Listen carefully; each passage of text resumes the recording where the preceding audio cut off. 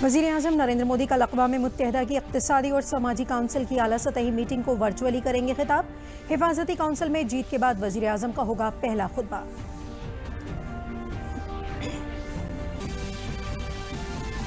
कोविड-19 पर काबू के मामले में भारत दुनिया में दीगर ममालिक के मुकाबले बेहतर। 2% से कम लोग पहुंचे ICU में, रिकवरी रेट 63% से ज्यादा।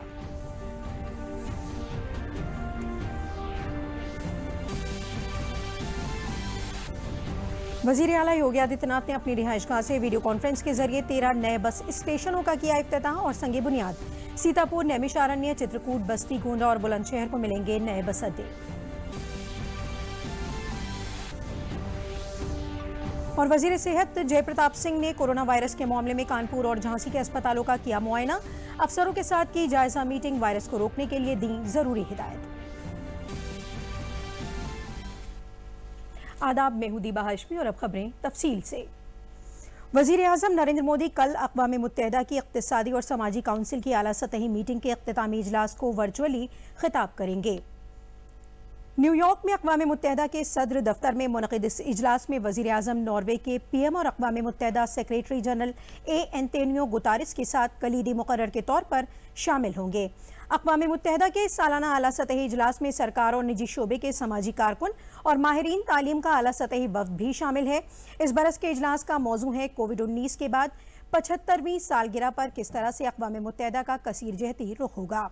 भारत शुरू से ही अक़वाम मुत्तहिदा में इस्लाह के साथ ही कसीर जहती रुख का हिमायती रहा है। ऐसे में कोरोना वबा के सबब बदलते हुए पस मंज़र में इस इनेकाद का मौजू भारत की तरजीहात के मुताबिक है। भारत के लिए इस इजलास की खास अहमियत है। अक़वाम मुत्तहिदा में भारत की फ़तेह के बाद वज़ीर-ए-आज़म का ये पहला खुतबा होगा। इस साल 17 जून को भारत बड़ी अक्सरियत के साथ 2 साल के लिए अक़वाम मुत्तहिदा का गैर मुस्तक़िल मेंबर मुंतखब हुआ था। वज़ीर-ए-आज़म ने इससे कबल जनवरी 2016 में अक़वाम मुत्तहिदा इक़्तिसादी और समाजी काउंसिल की 17वीं सालगिरह पर कलीदी खुतबा दिया था।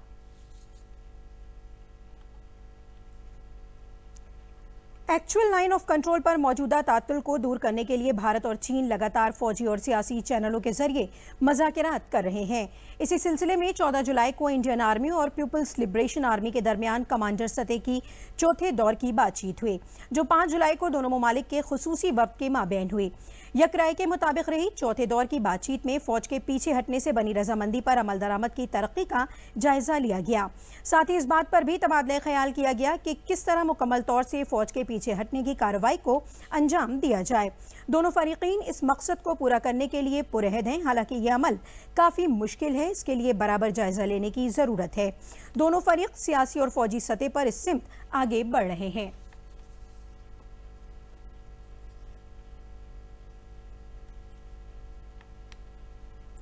मरकजी वजीर सेहत हर्षवर्धन ने कहा है कि कोविड-19 के मामले में भारत दुनिया के ममालिक से बेहतर है। उन्होंने बताया कि अभी मुल्क में 2% से कम लोग ICU में हैं। 0.32% लोग वेंटिलेटर पर हैं। हमारी सेहतयाब होने की शरह 63.25% है, जबकि शरह अमवात 2.57% है। भारत की बराबर बढ़ती टेस्टिंग सलाहियत पर वजीर सेहत ने कहा कि आने वाले दिनों में मुल्क में एक दिन में 10 लाख टेस्ट होंगे।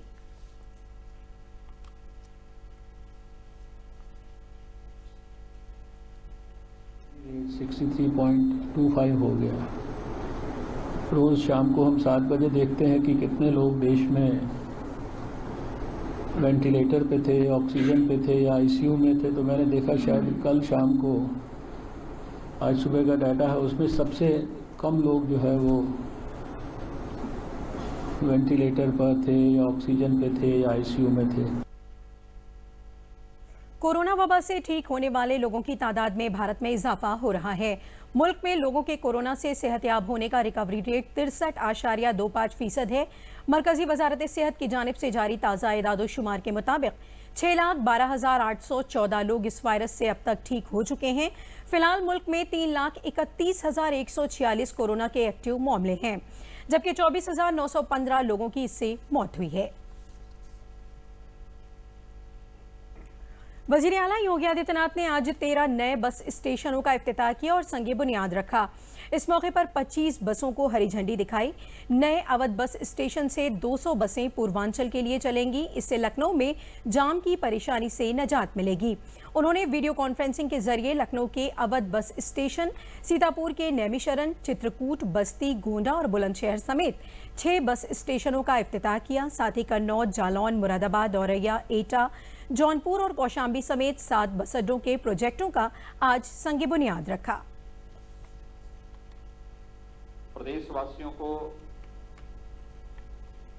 अत्याधुनिक सुविधाओं से युक्त पब्लिक ट्रांसपोर्ट की सुविधा प्रदान करने के संकल्प के साथ नवीन बस स्टेशन और आने वाले समय में भी कुछ नए बस स्टेशन उपलब्ध हो पाएंगे। यह अपने आप में एक बड़ी उपलब्धि है और इसके लिए मैं प्रदेशवासियों को भी हृदय से बधाई देता हूं और अपनी शुभकामनाएं देता हूं। उत्तर प्रदेश परिवहन निगम ने अपने आप को साबित किया है कोविड-19 के इस संकट के दौरान, क्योंकि सामान्य दिनों में तो हर एक व्यक्ति, हर एक संस्था अपना कार्य कर सकती है,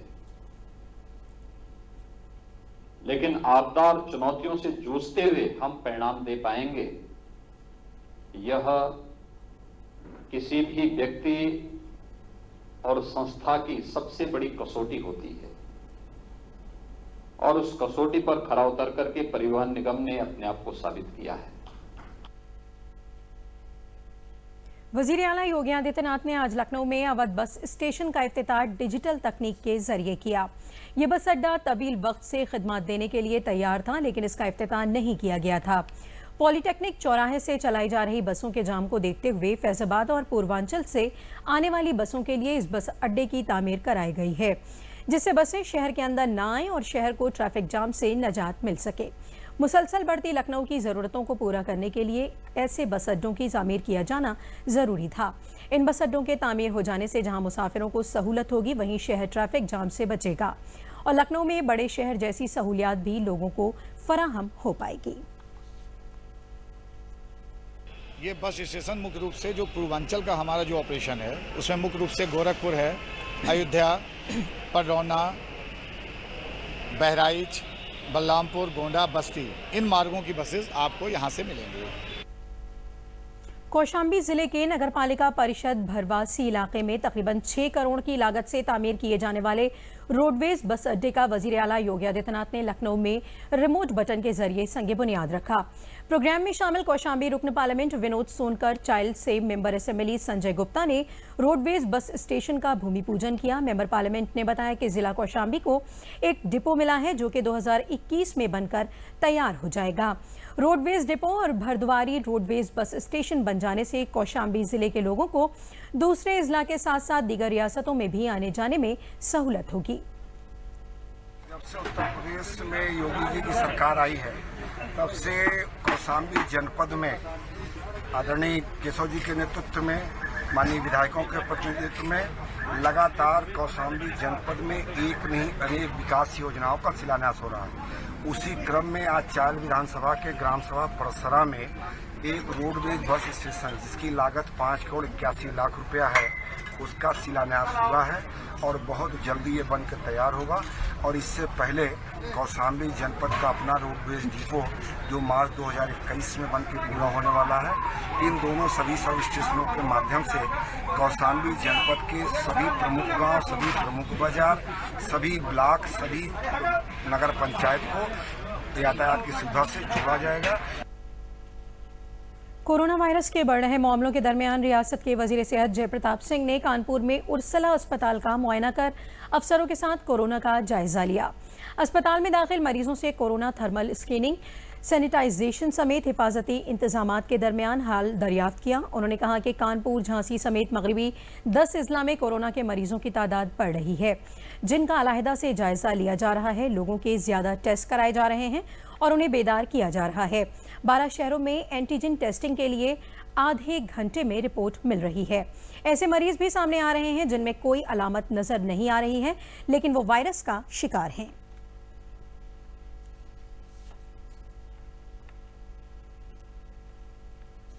संख्या बढ़ रही है शहरों में, तो कानपुर है, झांसी है और इसके साथ में करीब 10 जनपद और हैं पश्चिम में लेके। तो इन सब का समीक्षा हम लोग अलग से कर रहे हैं। हमारे शासन स्तर से एक विशेष सचिव भेजे गए हैं जो हमारे बीच में बैठे थे। हमारे विशेष एक डॉक्टर भेजे गए, चिकित्सा शिक्षा से डॉक्टर भेजे थे और जिलाधिकारी और उन सब का मॉनिटरिंग करने के बाद कि कितना बेहतर हम इसका मॉनिटरिंग कर सकते हैं। कोविड में जो केसेस निकल रहे हैं उनकी कितनी क्षमता अनुसार जो हमारे पास हमने तैयारी किया था वो पर्याप्त है कि नहीं है, और ये सारी चीज़ें देखने के लिए हम आए थे। तो उसी बीच में उर्सला में जाने में, उर्सला में जो हमारा स्क्रीनिंग सिस्टम है, जो ट्रूनैट मशीन है और जो आइसोलेशन वार्ड्स हैं, उसको देखने का उद्देश्य था। तो थोड़ा बहुत उसको देखें, ज़्यादा हम डिटेल में नहीं देखे थे क्योंकि हमारा कोविड पर ही ज़्यादा ध्यान आज है। झांसी में भी वजीर सेहत ने तिब्बी खिदमात का जायजा लेते हुए कहा कि अस्पतालों में तिब्बी खिदमात फराहम कराई जाएं और साफ सफाई का ख्याल रखा जाए। जिले में 8 होटलों को भी L1 अस्पतालों में तब्दील किया गया है। इनमें 160 कमरे हैं। 33 कमरों में मरीजों को रखा जाएगा। इस मौके पर उन्होंने विकास भवन में कोरोना मामलों का तफसीली जायजा लिया और कोरोना से हो रही मौतों को रोकने के लिए जरूरी इकदाम की हिदायत दी।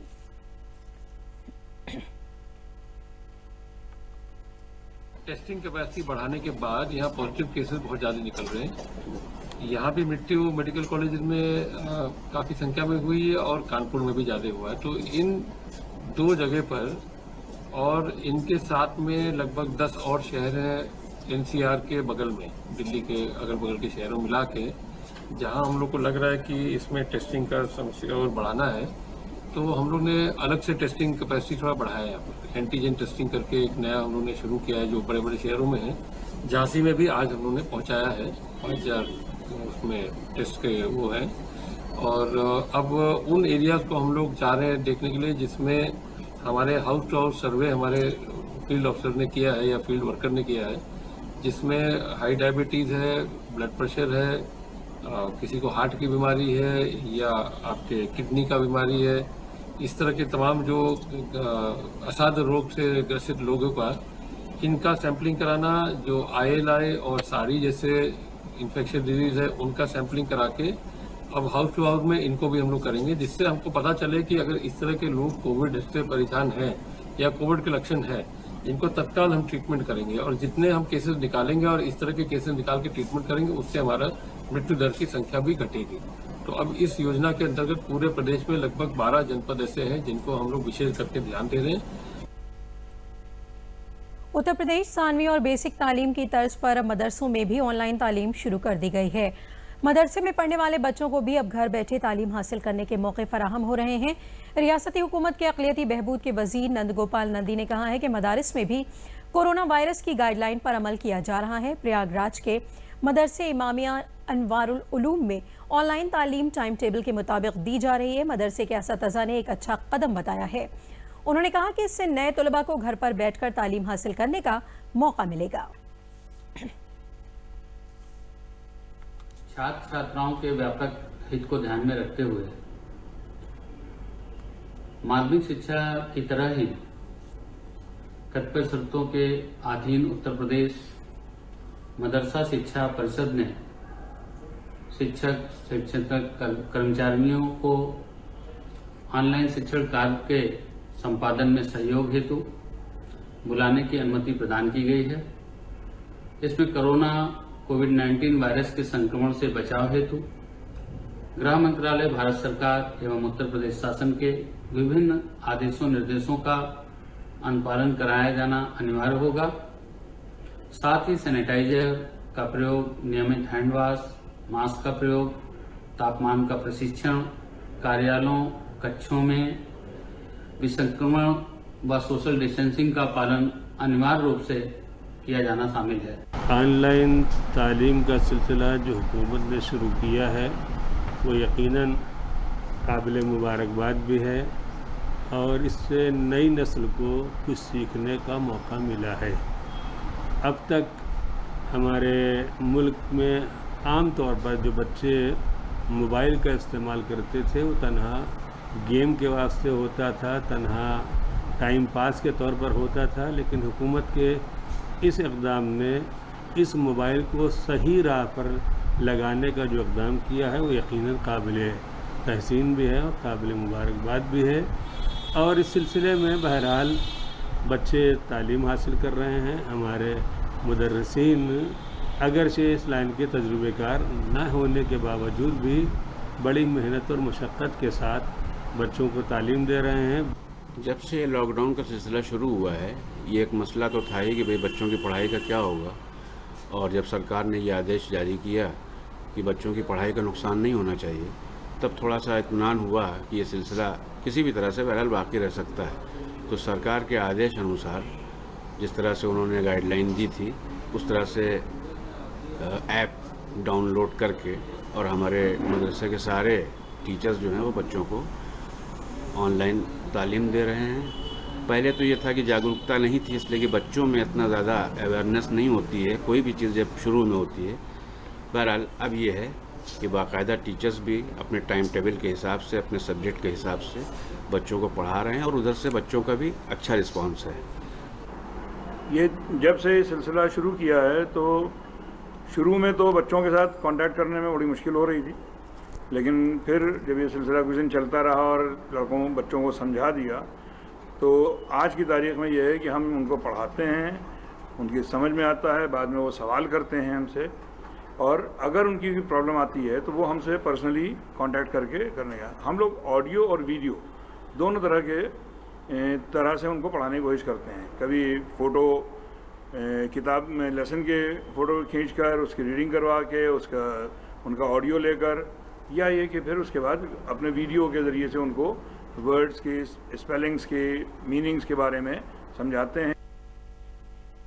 सब पढ़ें सब बढ़ें का पैगाम देने वाले प्राइमरी और अपर प्राइमरी स्कूलों में बच्चों को मुफ्त किताबें तकसीम की जा रही हैं। बरेली के कांधरपुर प्राइमरी स्कूल में किताबें हासिल करके बच्चों के चेहरों पर खुशी नजर आई। किताबें मिलने से जब तक स्कूल बंद रहेंगे बच्चे घर पर बैठकर पढ़ाई कर सकेंगे। लॉकडाउन के दौरान पढ़ाई में कोई खलल ना पड़े, इसके लिए सरकार की जानिब से सभी सरकारी प्राइमरी स्कूलों में किताबें तकसीम की जा रही हैं। कोरोना के दौर में सोशल डिस्टेंसिंग पर अमल करते हुए बच्चों को किताबें तकसीम की गईं।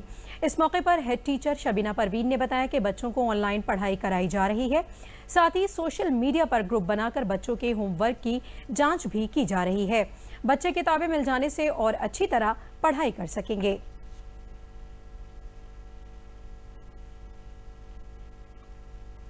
शिक्षा के लिए तो हमने अपने ऑनलाइन ग्रुप बना रखे हैं जब से लॉकडाउन शुरू हुआ है, और हमारे वहाँ 126 बच्चे ऑनलाइन शिक्षा ले रहे हैं। और इसमें सबसे ख़ास बात यह है कि हमने क्लास वाइज और सेक्शन वाइज ग्रुप बना रखे हैं। लड़कियों और लड़कियों का दोनों का अलग अलग 6A, 6B, 7th है, तो हमारे पूरे 6 ग्रुप चल रहे हैं। इसके अलावा हमने एक ग्रुप बना रखा है स्टूडेंट्स ग्रुप, जो 8th पास आउट करके चले गए उन बच्चों को हमने इसलिए जोड़ रखा है, और गांव के कुछ सब नागरिकों को भी उसमें साथ में जोड़ रखा है कि लॉकडाउन में हम उन लोगों को जागरूक कैसे करें। इसके लिए हम 17 मार्च से प्रयासरत हैं कि बच्चों को मास्क बनाना और जो है वो लोगों को जागरूक करना, सब्जी वालों को, ठेले वालों को किस तरीके से अब हमें अपना जीवन यापन करना है, क्योंकि ज़िंदगी जीने का जो है वो इस कोरोना ने तरीका ही बदल दिया है। तो हम अपने बच्चों को इसके लिए जागरूक कर रहे हैं शिक्षा के साथ साथ। सर उनको हम नॉर्मली बच्चे ऐसी बहुत प्रॉब्लम है, बच्चों के पास फ़ोन नहीं है, तो कभी कभी बच्चे हमसे आते हैं कहते हैं तो हम उनको स्कूल में बुला लेते हैं, 2-2 4-4 करके बच्चे बुला लेते हैं, उन्हें वहाँ भी पढ़ा रहे हैं क्योंकि हम लोग तो सर जून से आ रहे हैं स्कूल, तो बच्चों को बुला के यहाँ उनकी हेल्प कर देते हैं। और जो उनके आसपास अगर पड़ोस में या कोई रिलेटिव उनका पास में रहता है, उनके पास फ़ोन है, तो उस फ़ोन के थ्रू भी बेचारे बच्चे काम कर लेते हैं, हम उनको उस फ़ोन के थ्रू काम देते हैं और बच्चे करके दिखा रहे हैं। सर बहुत अच्छा रिस्पॉन्स है। किताबें मिली हमें बहुत अच्छा लग रहा है। पहले हम ऑनलाइन पढ़ते थे, अब हम किताबों से भी पढ़ सकते हैं। जब तक हम अभी जब लॉकडाउन नहीं लगा था तो हम जब पढ़ाई करते थे हमारी मैम हमें अच्छे से बताया करती थी और एक एक वर्ड को हम अच्छे से समझ पाते थे। लेकिन जब से लॉकडाउन लगा है फिर भी हमारी मैम बहुत अच्छे से समझाती हैं हमें फ़ोन पे और किताबें मिलके हमें अच्छा लग रहा है कि हम पढ़ सकते हैं और इनसे हम कुछ सीख सकते हैं। हमारी टीचर्स हमें बहुत अच्छे से पढ़ाती हैं, हमें बुक्स मिलने से बहुत खुशी हो रही है। अब हम ऑनलाइन पढ़ाई करते थे, अब हम बुक्स से पढ़ाई करेंगे। कोरोना वायरस के मुश्किल दौर का सामना कर अपने आबाई जिले उन्नाव लौटे मुहाजिर मजदूरों को जिला इंतजामिया रोजगार मुहैया करा रहा है। जिला इंतजामिया ने जिले में चलने वाली सनती इकाइयों में दूसरी रियासतों से लौटे मजदूरों को उनकी सलाहियत और तजुर्बे की बुनियाद पर रोजगार मुहैया कराया है।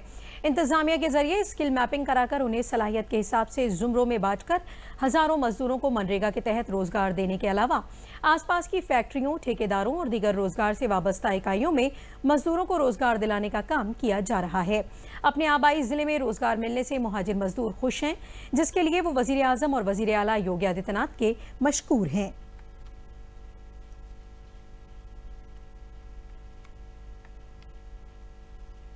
मैं दिल्ली से आया हूँ, मैं अपने गांव उन्नाव और मुझे यहाँ डीएम ऑफिस से जॉब लेटर मिला हुआ है। इसीलिए मैं प्रधानमंत्री श्री नरेंद्र मोदी जी को और श्री मुख्यमंत्री योगी आदित्यनाथ को बधाई देता हूँ और मुझे जॉब मिल गया है उन्नाव उत्तर प्रदेश में। हम लुधियाना में रहे थे, वहाँ काम कर रहे थे। लॉकडाउन में काम बंद हो जाने के कारण हम यहाँ उन्नाव आए।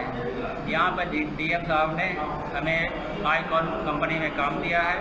हम इस प्रकार हृदय से डीएम साहब और प्रधानमंत्री नरेंद्र मोदी और मुख्यमंत्री आदित्यनाथ को हृदय से धन्यवाद करता हूँ।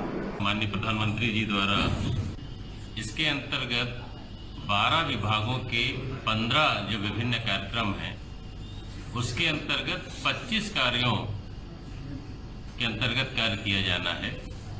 इसमें अगले 125 दिनों में जो हमारे प्रवासी श्रमिक आए हुए हैं या अन्य गांव के जो श्रमिक हैं जिनको रोजगार अभी तक नहीं मिला है, उनको इन विभिन्न योजनाओं में सम्मिलित करके उन्हें रोजगार देना है। और पूरा प्रयास है कि जनपद में कोई प्रवासी श्रमिक या कोई अन्य श्रमिक ऐसा न रहे जो रोजगार ना पाए और जिसको खाने की व्यवस्था ना हो। टिड्डी दल से किसान और महकमा ज़राअत दोनों अपने अपने तरीके से फसलों को बचाने के लिए हर मुमकिन कोशिश कर रहे हैं।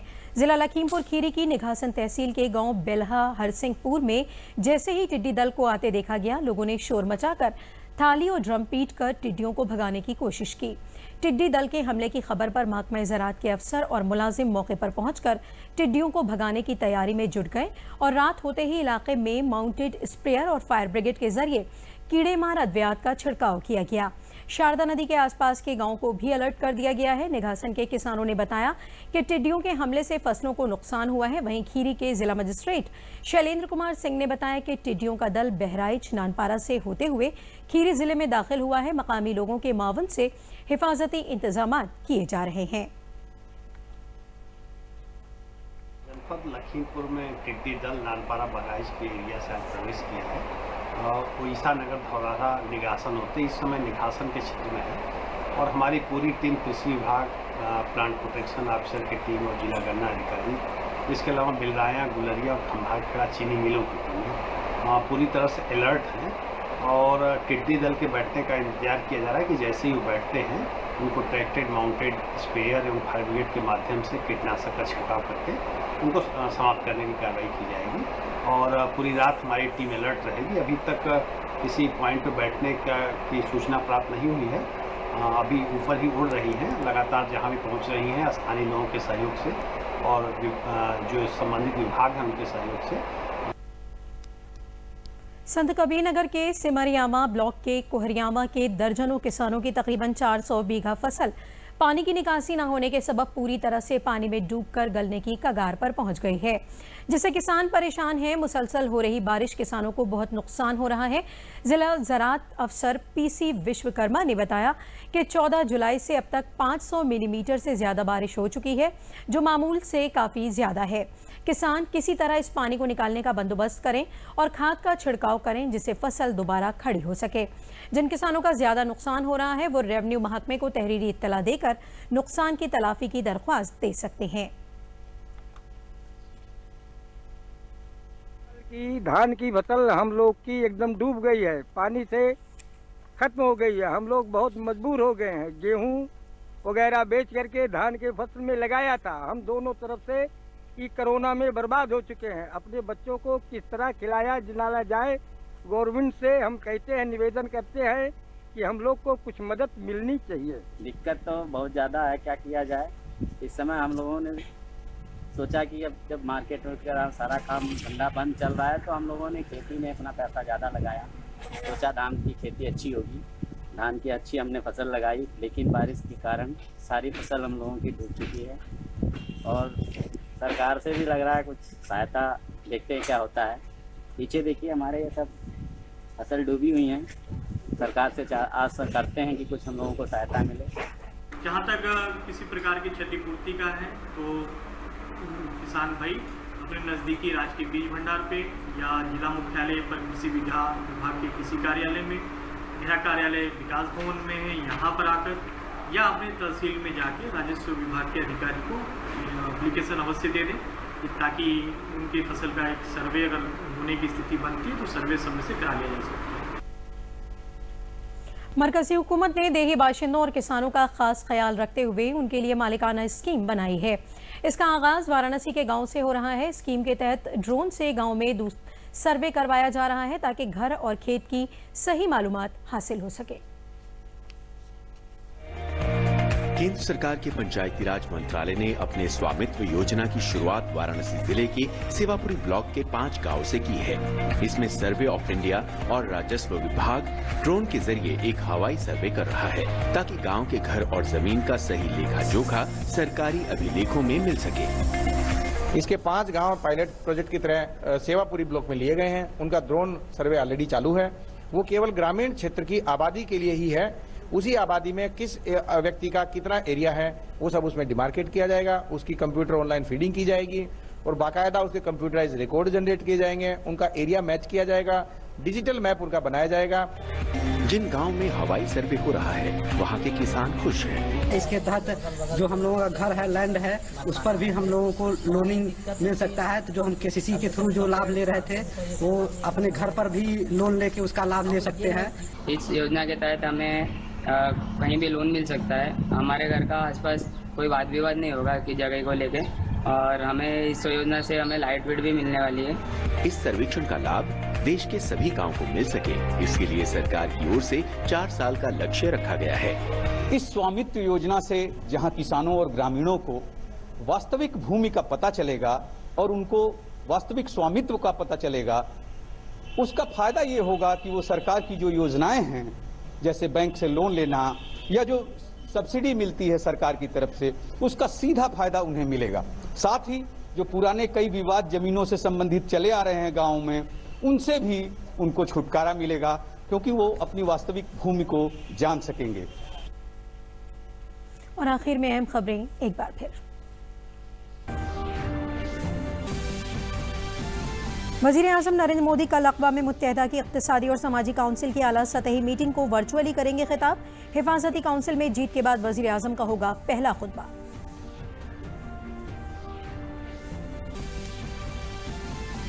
कोविड-19 पर काबू के मामले में भारत दुनिया में दीगर ममालिक के मुकाबले बेहतर। 2% से कम लोग पहुंचे ICU में। रिकवरी रेट 63% से ज्यादा।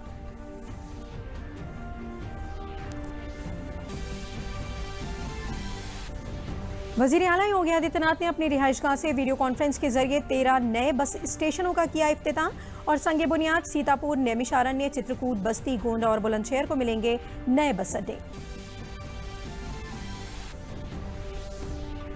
वज़ीर सेहत जयप्रताप सिंह ने कोरोना वायरस के मामले में कानपुर और झांसी के अस्पतालों का किया मुआयना। अफसरों के साथ की जायजा मीटिंग। वायरस को रोकने के लिए दी जरूरी हिदायत। इसी के साथ खबरों का ये बुलेटिन अब खत्म हुआ। दीबा को दीजिए इजाजत। आदाब।